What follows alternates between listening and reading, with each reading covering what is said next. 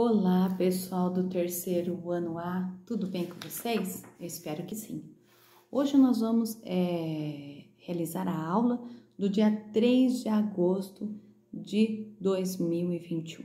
Vamos lá? Vamos começar o segundo semestre, tá? Eu passei para vocês a aula com português, matemática e história, tá bom? E a gente vai dar continuidade. Nós estamos no capítulo 6. Só acredito vendo. Então, a gente vai estudar um pouquinho sobre lendas, tá bom? Lendas do folclore brasileiro, tá? Então, a gente vai começar pela página 179. Neste capítulo, você vai conhecer personagens que fazem parte da história, contadas boca a boca pelo povo, transmitidas ao longo do tempo, de geração a geração, que são chamadas de lendas. Lendas. Existem lendas no mundo todo. As lendas brasileiras trazem elementos de da cultura indígena, da cultura africana e europeia. Então, agora a gente vai olhar uma imagem de uma pintura que retrata 5 personagens do quê? Das lendas do folclore brasileiro. Então, olha lá, essa tela, ela foi feita por Luciana Mariano, tá bom? Em 2014. Então, olhando essa tela, a gente vê os seguintes personagens. Então, o primeiro personagem que a gente vai olhar vai ser aquele que está em cima da árvore, que é o Curupira, tá bom? O Curupira, ele é um anãozinho, fortinho, né? Muito travesso, e ele protege a floresta dos caçadores. Ele tem o cabelo vermelho, igual fogo, e a característica dele também é que ele tem os pés virados para trás, para poder o quê? Para enganar os caçadores, achando que ele está indo no caminho contrário que ele está seguindo, então, estes caçadores, tá? E embaixo nós temos o personagem também do Saci Pererê, certo? Saci Pererê, ele não tem uma perna, ele tem uma perna só, ele não tem 2 pernas, ele tem uma perna só. Ele usa um gorro vermelho e uma roupinha vermelha também. Em alguns lugares ele tem macacão e às vezes ele tem esse shortinho vermelho. Também nós vemos ali na água a Iara, que é a sereia de água doce, tá bom? Ela é metade mulher e metade peixe. E ela é muito linda e geralmente ela enfeitiça os homens através da sua canção, da sua música, e leva eles para baixo do quê? Do rio. Ali nos campos, ali naquela parte verde lá atrás, a gente vê outra personagem também, né, da lenda do folclore brasileiro, que é a mula sem cabeça, tá? É uma mula com fogo na cabeça, tá? Tá vendo? Fogo. E também outra lenda que nós conhecemos, ela está na água. Veja essa planta aí que tem, essa planta verde. Ela é chamada de Vitória Régia, tá bom? Então, são 5 personagens aí da lenda. Dentro ainda na página 179, tá perguntando assim, ó, cite os elementos que você vê nessa figura. Acabamos de falar, tá? E aí, quais das lendas representadas acima você conhece? Então, o que você deveria ter visto seriam estas, né? A Iara, que é a sereia de água doce, o Saci, o Curupira, a mula sem cabeça e a Vitória Régia. Você gostou da obra? Aí essa pergunta é uma pergunta pessoal. Se você escreveu sim, e por quê? Né? E não, e por quê? Se fosse a minha resposta seria sim, porque é uma figura muito colorida e muito bem feita, bem pensada, né? Gostei demais dessa figura, dessa pintura, dessa obra de arte. Depois, página 180. Nós vamos para a página 180 e a gente vai ler então esse texto hoje. Apenas nós vamos ler e fazer um desenho deste texto. Então, olha lá. Navegar na leitura. As lendas, então é o nosso texto que nós vamos trabalhar esse bimestre, tá? As lendas são histórias de tradição oral que fazem parte da cultura de um povo. Muitas pessoas acreditam que as personagens das lendas existem, mas outras nem tanto, tá bom? E você já ouviu falar do Saci? Acredito que sim. E aí tem um texto falando, né, da Mônica Starrell, falando sobre um saci no meu quintal. Eu vi, que é a parte 1, e depois eu li. A primeira parte, vamos começar a leitura. Um saci no meu quintal. Eu vi. Pois é, na minha cidade era tudo sempre igual. Todos os dias, lá pelas tantas, de algum lugar vinha um sinal e começava o fim da tarde. Nas mangueiras da praça, os passarinhos gritavam. Nas janelas e nos portões, as mães chamavam. João, tomar banho. Rita Helena, jantar. O chamado variava pouco e a resposta menos ainda. Já, mãe, ainda é cedo. É tarde, não é? Venha, não vou. Dali a pouco um cheiro de sabonete e comida saía passeando pelas ruas e anoitecia de vez. Foi numa hora como essa que um dia eu entrei na cozinha e de repente o fogo da sopa apagou. Olhei lá para fora e a roupa estava secando no varal. Pluft, foi toda para o chão. Peguei o leite na geladeira, mas o leite azedou na horinha em que eu despejei no copo. É Saci, eu pensei.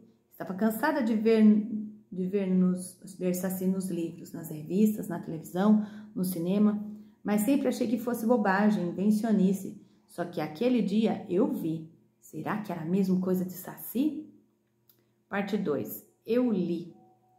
Fui primeiro consultar dicionários, ler alguns livros, reler outros. Queria saber mais, queria entender, queria me preparar para não ser pega de surpresa outra vez. Porque Saci é assim, quando a gente menos espera, ele apronta. Mas Saci não é covarde não, sempre faz questão de mostrar que está por perto. O sinal da presença dele é um assobio inconfundível.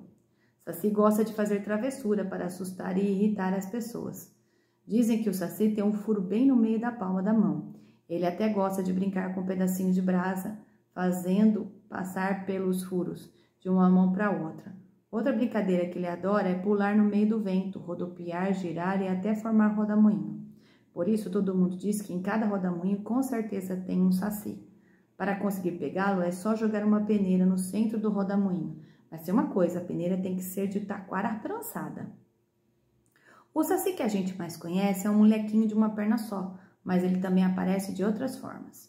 Em algumas regiões, o Saci aparece sob a forma de um indiozinho, que anda sozinho ou acompanhado de uma bruxa velha. Há lugares também que ele é um pássaro pardo, rajado de preto, chamado matinta pereira ou matita pererê. Esse pássaro tem um assobio misterioso que a gente nunca sabe de onde vem. Então, esse texto ele foi escrito por Mônica Starrell. Está no livro, tá bom? Um Saci no Meu Quintal, Mitos Brasileiros. Ela começou uma pesquisa, essa autora vai falar um pouquinho sobre isso aí no finalzinho da página 181. Ela fez uma pesquisa com várias pessoas para perguntar se a pessoa já tinha visto algum ser desse daí, né? Algum ser do folclore brasileiro, um lobisomem, mula sem cabeça, iara. Então, ela tem buscado isso para escrever os seus textos. Olha que interessante, tá? Só para vocês conhecerem. No final, então, era para você o quê? Fazer um desenho dessa história no caderno com 7 linhas, tá bom? Muita gente fez e eu gostei demais das histórias de alguns alunos, dos desenhos dos alunos, tá bom? Ficaram excepcionais, tá? Beleza. Aula de matemática. Na aula de matemática, nós vamos para a página 46 do livro Aprender Juntos, que é aquele livro azul, tá? Nós não estamos mais no Aprender Sempre, que nós já entregamos, pelo menos a maior parte. Teve gente que não me entregou o livro ainda. Se possível, entregar o livro, porque vai ficar arquivado na escola. Eu já falei sobre isso, né? E você vai receber o volume 2, para fazer a continuidade das atividades desse ano. Então, página 46. Está escrito assim, ó, subtração com trocas. 1. Calcular o resultado, 82 menos 57. Karina representou o número 82 com 8 barras, olha lá, 8 barrinhas com 10 unidades cada uma. E 2 cubinhos, olha lá o primeiro desenho. E o que ela fez? Ela pegou uma barrinha de 10 e ela dividiu, uma barrinha ela dividiu em 10 cubinhos. Olha lá o segundo desenho, tá vendo a flechinha? O segundo desenho, ela dividiu em 10 cubinhos, tá vendo? 10 cubinhos. E aí o que ela fez? No terceiro desenho, ela fez a subtração. Ela tirou 5 dezenas, 5 cubinhos de 10. E daquele um que ela desmembrou, dos cubinhos pequenininhos, ela tirou o quê? 7. E aí sobraram quantas? Sobraram 2 barras de 10, então são 20, mais o quê? 5 cubinhos, tá bom? E aí ela explica Como não é possível tirar 7 cubinhos de 2 cubinhos, troquei uma barra por 10 cubinhos. Depois, ao tirar 5 barras e 7 cubinhos, fiquei com 2 barras e 5 cubinhos. Então, você desmembra uma barra com 10 e deixa 10 cubinhos, tá bom? Como a gente faz com o material dourado lá na escola, que eu já fiz com vocês e acredito que as professoras do primeiro e segundo ano também fizeram. Exercício da página 46, tá? 2. Rafael calculou o resultado da conta 92 menos 65 com material dourado. Então, olha lá, ele colocou 9 barras de 10 e 2 cubinhos, tá? Com uma unidade. Ele pegou uma dessas barras com 10, ele desmembrou, ele dividiu em pedacinhos com 10, tá vendo ali no desenho? E aí, no outro exercício, o que ele fez? Ele cortou em vermelho, fez o quê? Tirou, subtraiu. Quanto? 6 barrinhas de 10 e tirou 6 cubinhos de 5. E aí, ele somou o que sobrou, tá bom? O que sobrou?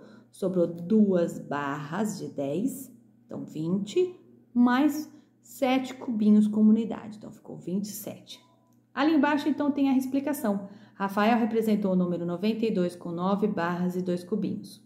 Como não é possível tirar 5 cubinhos de 2 cubinhos, ele trocou uma barra por 10 cubinhos. Assim, ele ficou com 8 barras e 12 cubinhos ao todo. Para tirar 65 de 92, Rafael tirou 6 barras e 5 cubinhos e ficou com 2 barras e 7 cubinhos. Ou seja, 92 menos 65 é igual a 27. E aí tá escrito embaixo a mesma coisa, tá bom? Na continuação, nós temos outro exercício também na página 47. Exercício 3. Sofia é responsável por exposição de pinturas. E aí ela fez uma tabela com as obras e as artistas. As artistas são Pamela Fonseca, que fez 69 obras, e a Isilda Soares, que fez 86. E ela tem, então, que fazer o seguinte, ó. Quantas obras expostas a artistas Isilda Soares tem a mais que a Pamela Fonseca? Então, é conta de menos. Quando fala a mais, então ela tem que ver a quantidade a mais que a Isilda tem, né? Que Pamela.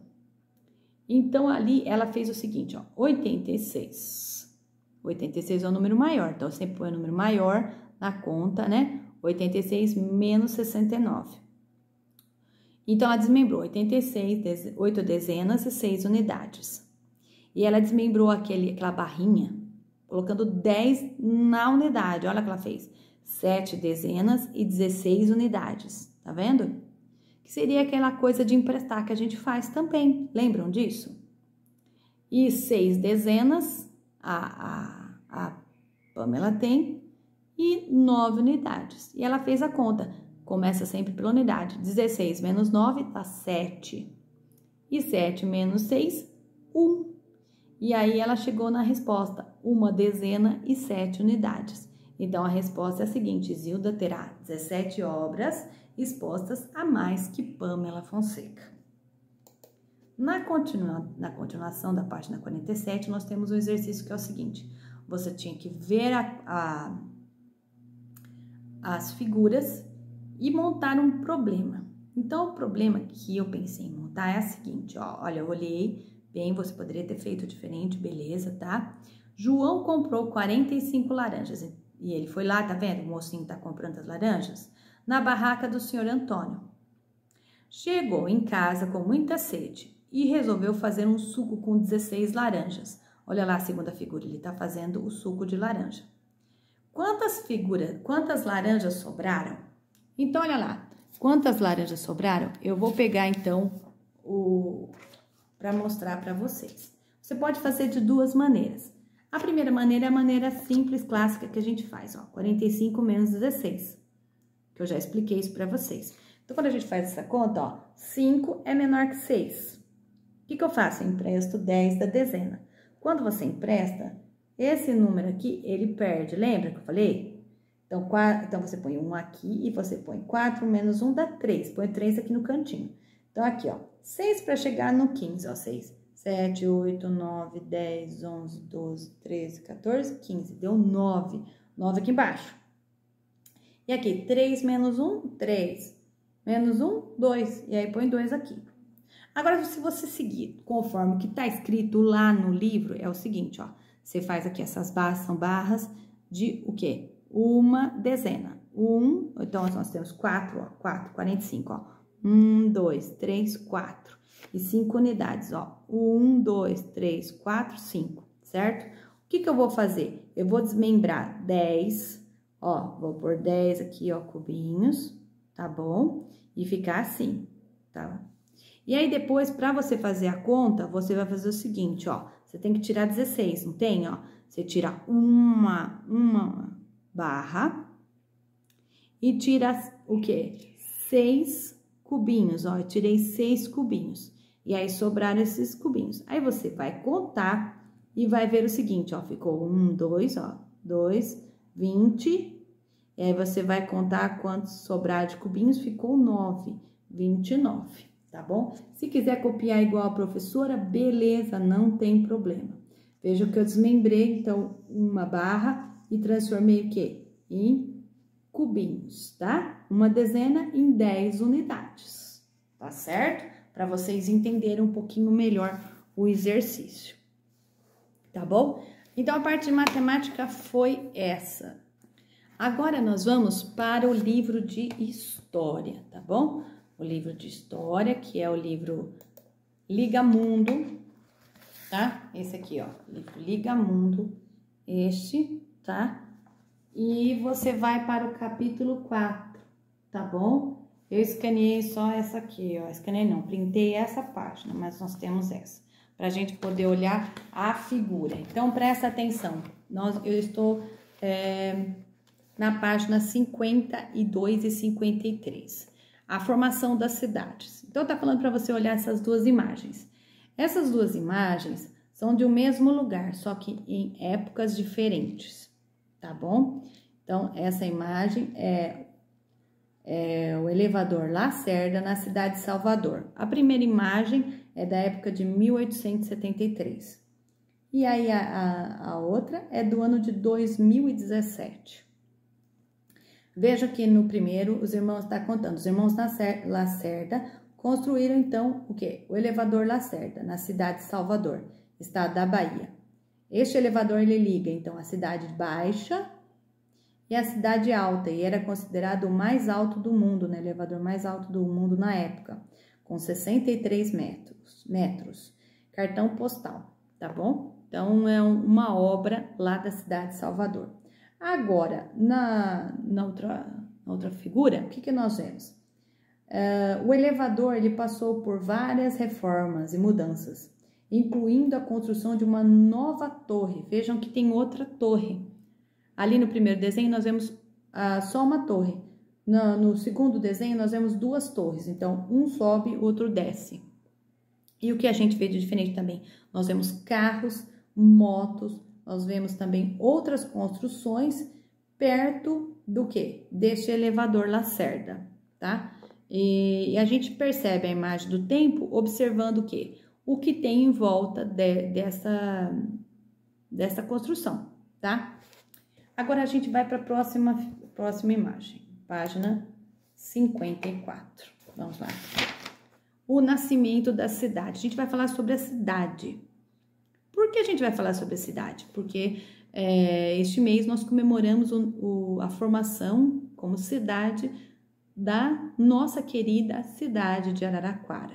Araraquara está fazendo que é aniversário de fundação no dia 22 de agosto. Então, a gente vai falar um pouquinho sobre cidades, sobre a nossa cidade, focando um pouco mais sobre a cidade de Araraquara. Então, olha lá, o nascimento da cidade. Em sua opinião, como as cidades são formadas? Todas elas crescem e se desenvolvem do mesmo jeito? Claro que não.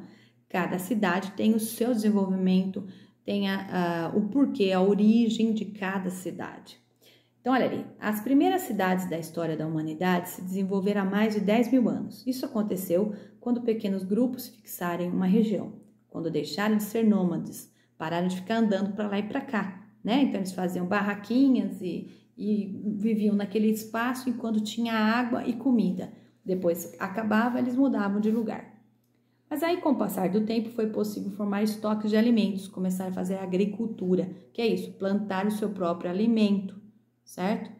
e estabelecer um comércio e organizar a divisão de trabalho em um mesmo espaço, que hoje acontece muito aqui, onde a gente vive, né? A divisão de trabalho, que a gente vai falar sobre trabalho em geografia, tá bom?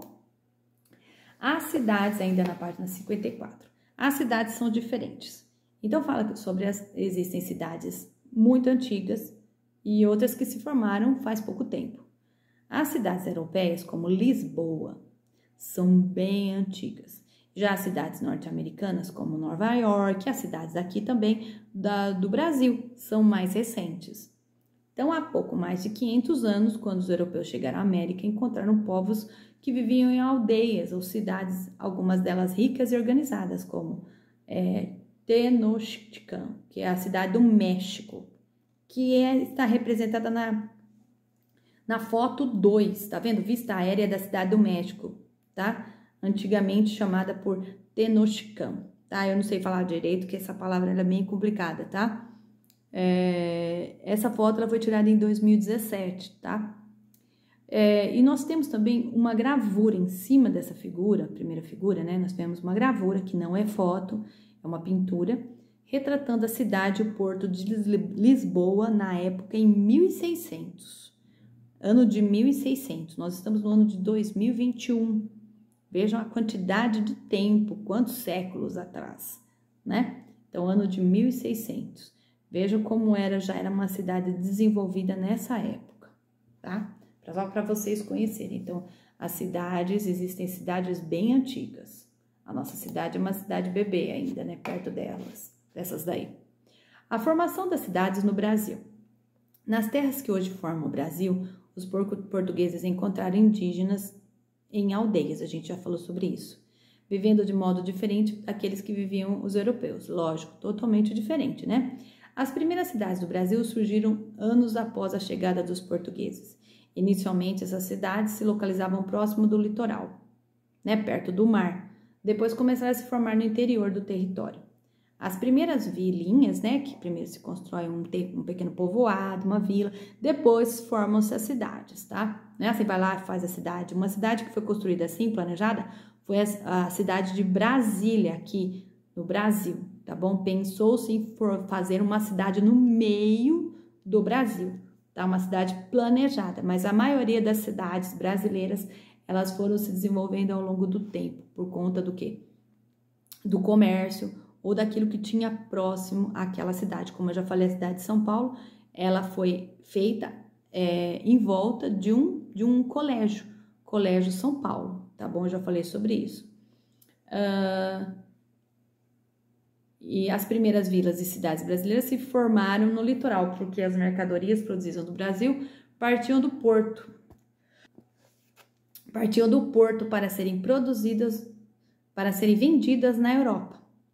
Então, elas precisavam, então, ficar bem próximas do litoral para levar esses produtos para a Europa, através dos portos que chegavam, então, as mercadorias vindas de Portugal. Em locais estratégicos das vilas e cidades litorâneas, foram construídos fortes para guardar, para ter essa vigilância, para ver se ninguém chegava ali. Eram os guardas do mar, né? Para ver o que estava acontecendo ali, para a proteção tanto da população como também do regime de governo daquela época. Então, releia o primeiro parágrafo da página 54. Então, o primeiro parágrafo fala assim, ó. As primeiras cidades da história da humanidade se desenvolveram há mais de 10 mil anos. Isso aconteceu quando pequenos grupos humanos se fixaram em uma região, quando deixaram de ser nômades, pararam de ficar andando para lá e para cá e morando em tendas. Com o passar do tempo, foi possível formar um estoque de alimentos, estabelecer o comércio e organizar a divisão de trabalho em espaço. Então, olha lá. Esse parágrafo fala sobre o quê? Como era o mundo há mais de 1000 anos? 10 mil anos? Não. Como os seres humanos permaneceram nômades? Não, nós não permanecemos nômades. Nós se transformamos em sedentários. Nós somos sedentários, nós temos casas, construímos casas e vivemos dentro delas. Nós não temos mais tendinhas que ficamos levando de um lugar para outro. E aí é a resposta certa. Condições que favoreceram o surgimento das primeiras cidades da humanidade. Tá bom? Na continuação, então, da página 55, leia a afirmativa. Há cidades brasileiras que são mais antigas que Lisboa, em Portugal. Essa frase é verdadeira ou falsa? Falsa, porque as cidades brasileiras, elas começaram a ser formadas depois que os europeus chegaram ao Brasil, que foram os portugueses, depois de 1500. E a cidade de Lisboa, ela é muito mais antiga, tá? Ela começou bem antes, tá bom? Então, essas são as atividades que nós fizemos na terça-feira, tá bom? Aguardem que eu já vou enviar a aula de quarta, quinta e sexta, certo? Um ótimo dia para vocês. Tchau, tchau.